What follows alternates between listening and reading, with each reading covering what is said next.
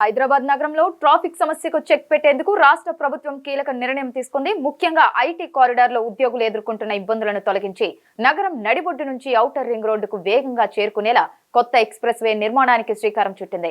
Banjara Hills road number 12 నుంచి గచ్చిబౌలిలోని Shilpa layout వరకు సుమారు 10 కిలోమీటర్ల పొడవున 6 లేన్ల రహదారిని నిర్మించాలని ప్రతిపాదించింది.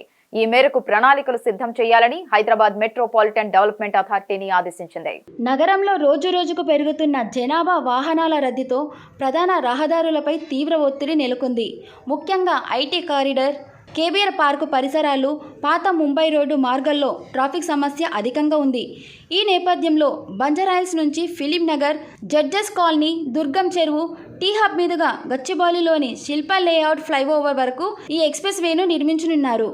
మెహందీపట్నం నుంచి శంషాబాద్ విమానాశ్రయం వరకు నిర్మించిన పీవీ ఎక్స్‌ప్రెస్ వే తరహాలోనే దీన్ని నిర్మించాలని భావిస్తున్నారు.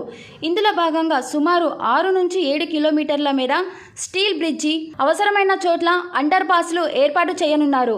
ముఖ్యమంత్రి రేవంత్ రెడ్డి ఆదేశాల మేరకు హెచ్ఎండిఏ అధికారులు ఈ ప్రాజెక్టుపై దృష్టి సారించారు. సాధ్యాల పరిశీలన కోసం ఇప్పటికే ఓ కన్సల్టెన్సీకి సర్వే బాధ్యతలు అప్పగించారు. ప్రస్తుతం ఆ బృందం ప్రతిపాదిత మార్గంలో క్షేత్రస్థాయి అధ్యయనం చేస్తుంది. సర్వే పూర్తయిన వెంటనే సవివర ప్రాజెక్టు నివేదికను రూపొందించి ప్రభుత్వానికి సమర్పించనుంది. ఈ ప్రాజెక్ట్ పూర్తయితే ఓఆర్ఆర్ నుంచి నగరంలోకి రాకపోకలు మరింత సులభతరం కానున్నాయి.